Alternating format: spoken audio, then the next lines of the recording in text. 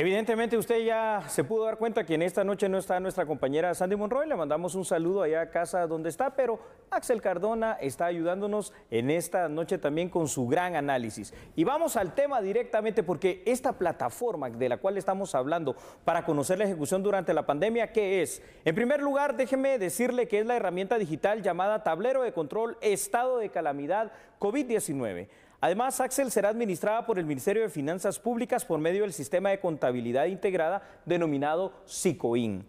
El tablero lo que busca es trasladar información de manera transparente e inmediata, ¿verdad?, para que la población conozca cuánto se está invirtiendo y cómo se ejecutan los recursos aprobados por el Congreso de la República ante la pandemia del COVID-19. Importante es que antes que iniciemos el análisis le diga algo.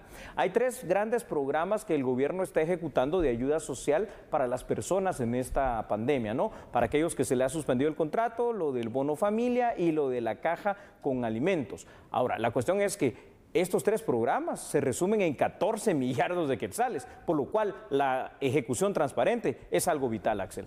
Definitivamente estas ejecuciones presupuestarias ya se habrían estudiado al principio, definitivamente claro. Se están aplicando. Es que es mucho dinero. Pero a lo que vamos es, ¿por cuánto tiempo, licenciado? Es la pregunta. Sí, es que esa es la situación, A ver, algo que me parece positivo, Axel, aunque no sabemos por cuánto tiempo va a durar esto, porque lo del COVID, que parecía una situación que iba a pasar en 2, 3 meses, vamos por el 4.º mes, parecía que esa escalada iba a terminar hace 2 meses, si estamos hablando ya que para agosto va a continuar. Entonces la pregunta es lo que usted dice, ¿por cuánto tiempo? Pero más que eso, ¿por cuánto tiempo va a ser sostenible? Porque ¿hasta dónde van a alcanzar los recursos? Claro, y es que basta con ver Europa, por ejemplo, o Estados Unidos. Sí.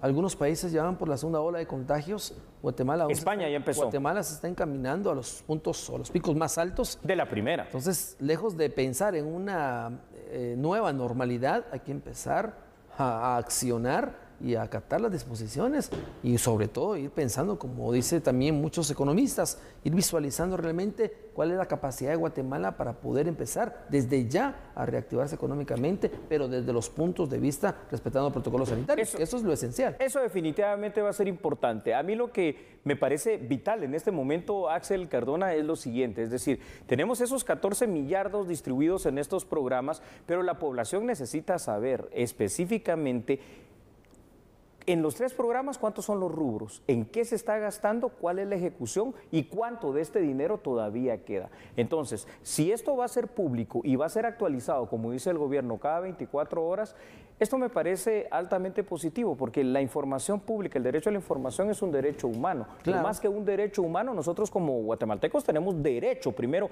a saber en qué se invierte, en qué se gasta y cómo se utilizan nuestros impuestos, porque el gobierno no produce nada, produce gasto. Los que financiamos esto somos nosotros. Claro, definitivamente, pero lo hemos visto en la ayuda que se ha dado. Claro, eso es cierto. Bono Familia, por ejemplo, sí. Haciendo de los programas que yo he visto y que la gente lo ha... Claro, las cajas de comida, ¿no? Exacto, es lo que ha ayudado a varias familias a ir pasando la pandemia. Lo otro que Entonces, ¿por qué lo hace el gobierno? Lo otro que me preocupa mucho es lo del desempleo. Bueno, porque es un tema terrible. Se va incrementando cada mes y se va a seguir incrementando. Estamos viendo empresas que están cerrando, estamos viendo personas que están quedando sin trabajo, algunos suspendidos temporalmente. Para eso hay un rubro también. Cuando hablamos del empleo y hablamos en cifras, cuando decimos que son el 74% de guatemaltecos productivos se dedican al comercio informal, estamos hablando de casi 6 millones de guatemaltecos. Entonces, esos 6 millones de guatemaltecos, ¿qué es lo que están haciendo? Ahora, en el negocio formal también hay un problema, Axel, porque muchas empresas o están cerrando, o están despidiendo, o están quebrando, y son pocas aquellas que se logran mantener a flote. Entonces, el tema económico, no solo de la ejecución presupuestaria del gobierno, sino que el tema económico en general del pueblo guatemalteco en este momento es realmente una situación catastrófica. Claro, estamos hablando de 4 meses. Así es. Lo que nos espera. En lo que nos tenemos como país que prepararnos, pero también visualizar en otras oportunidades, y por esa razón son los foros hoy que se estaban estableciendo, por supuesto, con grandes funcionarios, la economía, empresarios,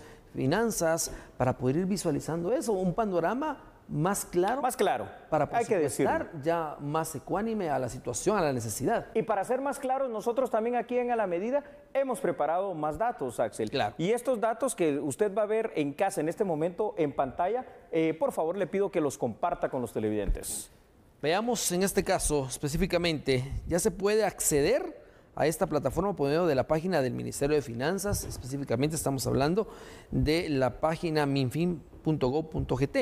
En el tablero se mostrará información detallada sobre el destino de los recursos asignados a diferentes ministerios. Para enfrentar la pandemia también tiene la descripción de cada uno de los 10 programas implementados por el gobierno de Guatemala y será actualizado cada 24 horas. Es decir, acá ningún guatemalteco se va a quedar sin la información necesaria en el momento oportuno.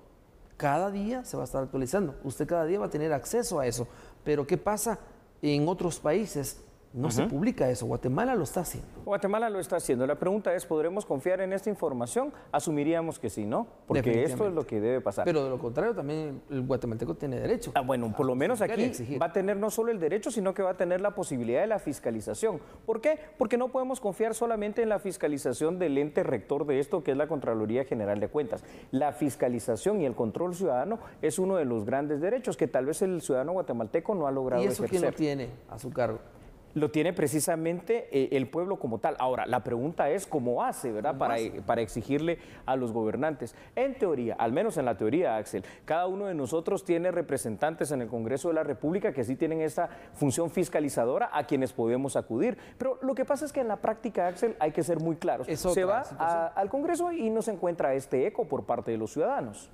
Ahora bien, la necesidad existe y se va a incrementar. Es correcto. En los meses. Es correcto. Si se tiene un número presupuestario para poder ejecutar y si este no se acopla a la necesidad, es que eso es lo que yo creo que va a pasar. Solicitar más dinero y eso genera más compromiso. Pero aquí, ojo, ¿verdad? Porque mucha gente también ya se va a espantar y va a decir, si ya estamos hablando de 14 millardos, es decir, 14 millones de millones, ¿verdad? 14.000 millones, si lo quiere ver de otra forma que se lo digamos, eso ya parece mucho dinero para el estándar guatemalteco. Sí, pero lo que pasa, Axel, es que tenemos que ver también cómo es que han tenido éxito los países europeos que usted mencionó hace unos minutos para combatir la pandemia. O sea, no lo hicieron con cascaritas de huevo, lo hicieron precisamente invirtiendo plata y ahí sí que gastando en lo que tenían que gastar para combatir la pandemia. Y es muy cierto lo que usted dice, países europeos como Francia, pero sobre todo España, ya están en la segunda ola que está bastante menor a la primera. Exacto. Pero aquí lo preocupante, Axel, es que independientemente de lo que hemos invertido, también hay que ver lo que no se está haciendo bien, ya sea por parte de las medidas que se puedan tomar del gobierno, de parte de la población o de parte de alguien, porque no parece que salgamos ni siquiera de la primera.